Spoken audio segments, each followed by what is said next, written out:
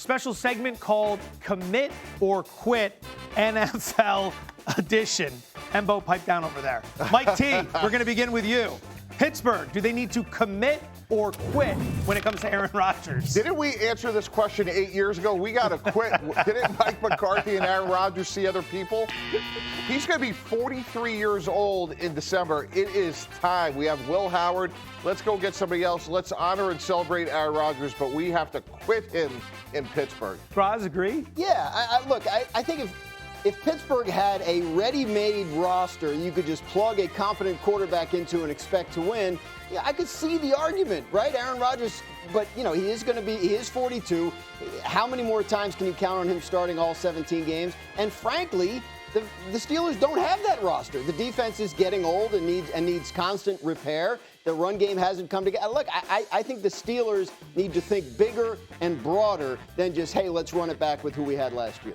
I mean, love? Someone? Anyone? A little commit? Nah, man, sometimes you just got to let it go, man. She's just not that into you, man.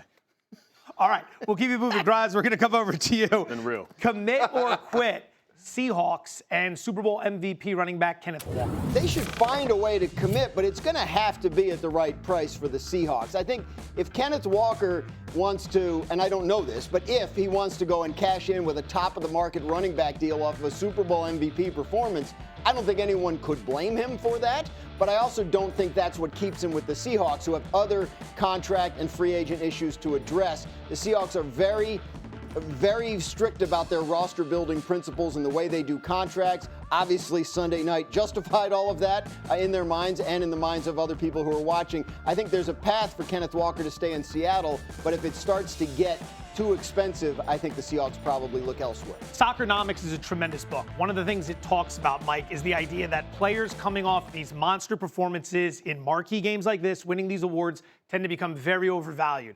I don't want to compare these two because they're very different, but Anthony Rendon off the World Series for the Nationals, got the huge contract with the Angels, massive overpay. Yep. What would you do if you were Seattle with Kenneth Walker? Yeah, you have to stick to your process, much to Graz's point, and be honest and sober about how good he is. And one area they actually could get better at is production out of their backfield in the passing game. Kenneth Walker had 31 receptions. Zach Charbonnet only had 20. So as we think about a 28-year-old Sam Darnold and where can he improve, getting the ball out of his hands to running backs that can catch the ball, ironically, it was someone like Travion Henderson who did that all season long for the Patriots. So you have to be disciplined. I think there's a deal to be done for Kenneth Walker, and there's massive room for improvement in that Seahawk running back room. If you're coming off the Super Bowl MVP, though, would you be willing to come down in price, or are you looking to cash in? Are you calling him Larry Brown? Right? Well, I mean, as a running back, you have to strike while the iron is hot, right? And, maybe he may have a better value to somebody else that's out there that may be willing to pay him that money. But do you want to win championships, or do you want to get the money? Now, he's already won the championship, so he's already checked that box. Now it may be time to secure his future, so he may have to go to the highest bidder. All right, last one. We're going to stick with you on this. The Dallas Cowboys and wide receiver George Pickens. Commit or quit? You have to commit. I mean, you arguably have, well, not arguably. This is the best receiver tandem. No disrespect to T. Higgins and Jamar Chase, but all the disrespect. These two are better, right? And Dak Prescott, that's in his prime. You have to try and win. He's playing at MVP level. You have all this draft capital, 2 picks in the top 20 to go out and improve your defense. If this offense continues to play at the level that they've been playing at, you just need a middle-of-the-pack defense. I think with Quinnen Williams and what they've already had with 2 first-round draft picks, they can be able to improve their defense through the draft and some through free agency and get a running back that's good enough to handle that. While we got to give them credit for making a great trade, you wish they did a little bit what San Francisco did when they signed Mac Jones' 2-year deal. If they tried to extend him when they made the trade, it would have been a lot cheaper. I mean, how many times have we said that about the Cowboys? Always. We always say that. But coming off what Pittsburgh let him go. Right, but once you give up a draft choice, you're sort of already dating. Like, why not try to extend it? And anyway, to your point, when you go to the stadium with George Pickens and CeeDee Lamb for the next 3 to 4 years, guys, very few, if any, teams have 2 corners that can match up. Right. You have a way to win the game. It's something they have to get done. What do you think about the idea of the franchise tag and then possibly exploring maybe a trade with that, or just? I think you franchise him. I think he's sort of what the franchise tag was made for.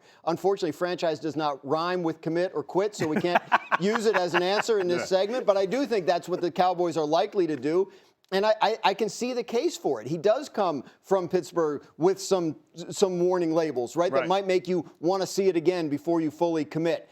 The franchise tags are going to be, about $28 million, which is right around T. Higgins' salary. He may not like it, but I think they're in a position where that makes the most sense for them as a franchise. Isn't Micah Parsons a cautionary tale of, like, don't you think the locker room is going to roll their eyes and go, here we go again? But they did it with Dak Prescott twice, and he's still on the team. I mean, like, the Cowboys are not afraid to use it, and more often than not, it has worked out for them. In Micah's case, obviously, it didn't. How do you think Pickens would respond to the franchise tag? That's what I'm saying. You may lose him, right? Because he may buy – but it's crazy because when you get money, it just makes you more what you already are. And it could, if you give him the money, it could unleash him to bad habits that we saw in Pittsburgh. So it's damned if you do, damned if you don't. It means it's time for a Valentine's Day segment. So let's play NFL Matchmaker. Graz, would Breece Hall and the Chiefs be a good match? Yeah, Joe, I don't know if you know this, but the leading rusher in games Patrick Mahomes has started for the Chiefs is Patrick Mahomes. He needs help at running back. They need consistency. They need explosiveness. Breece Hall's still a young player who is explosive. He can catch the ball out of the backfield. He seems like he would be everything they want. I think they looked into at least trading for him at the deadline last year. He couldn't get it done, so now he's going to be a free agent. Go get him. Mike T, what do Mahomes and the Chiefs need to do in order to get back to the Super Bowl? Well, apparently they need a running back. They need young, explosive players. Last year, they were towards the bottom in explosive play rate, which is not what we think about when we think about these great Kansas City Chiefs teams. And what happened is they got old in a couple different spots, most notably tight end. Obviously, they need another receiver. I don't know if Breece Hall will be available. I think he can get franchised. That's why I suggested Jeremiah Love earlier in the show. But they need young, dynamic, difference-making skill players beyond Patrick Mahomes. I mean, you want to say that they need something on the defensive side a little bit as well, but you think about a guy like Travis Kelce, and maybe they bring him back and give him a 1 year. But, maybe they go get a guy like Isaiah Likely, who has a similar skill set. Sure. And Andy Reid has always been someone who can make guys, elite players. But give him some explosive players as well. Worthy's going to come back. He's going to eventually mature, get better, become a better route runner. But they got to go out, I think, and get a number one receiver as well. NFL Matchmaker rolls on. Let's go to the Miami Dolphins and Kyler Murray. Would that be a good one? Oh, that'd be dynamic. You talk about having one of the most athletic teams in all of football. You talk about Tyreek Hill comes back healthy, which it seems like he's rehabbing well. You talk about Waddle, but you talk about Achane. You talk about the RPO game. Kyler Murray can put so much pressure on the defense because of his ability to do read option stuff, but also he's a great passer of the football. You talk about off-schedule plays with Tyreek Hill and Waddle and Achane, guys that can do the scramble drills well. You talk about explosive plays, man. I would pay for it. Graz, I'm going to ask you a question you're probably going to be asked about 30 times between now and the start of the season. Okay. Could Kyler Murray be the next Sam Darnold? I mean, sure. That's the thing. You got to get in the right situation. Yeah. Obviously, it hasn't worked for him in Arizona. And I think, he comes with some limitations because, obviously, of his size. This isn't news. But I do think, he's obviously got talent. He was the first pick.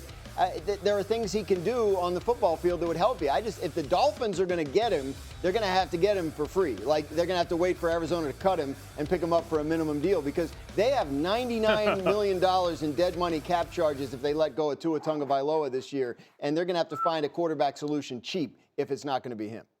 Yeah, ironically, to me, if Kyler Murray moves on from Arizona, and you mentioned Sam Darnold, how about Minnesota? You think about, hey, J.J. McCarthy, he'll get a chance to compete for the job. But if Kyler Murray goes there and he wins the job, and you talk about a team that's ready-made to take a Seattle Seahawks-type league, maybe it's the Vikings with Kyler Murray. I think people mislabel Kyler Murray because he's short.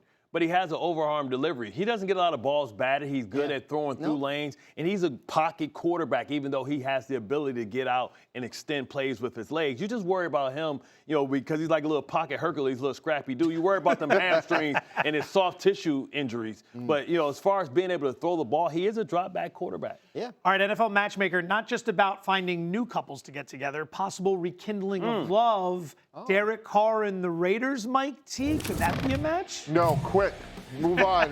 Hey, let me tell you why. They have their Derek Carr in Geno Smith. Again, I am drafting Fernando Mendoza #1. I am not playing him from day one. Geno Smith is under contract. He's the ideal bridge quarterback. You just gave up a third-round pick for him. Look, I think Derek Carr is super intriguing, maybe to a Minnesota, maybe to a Miami, maybe to the Jets.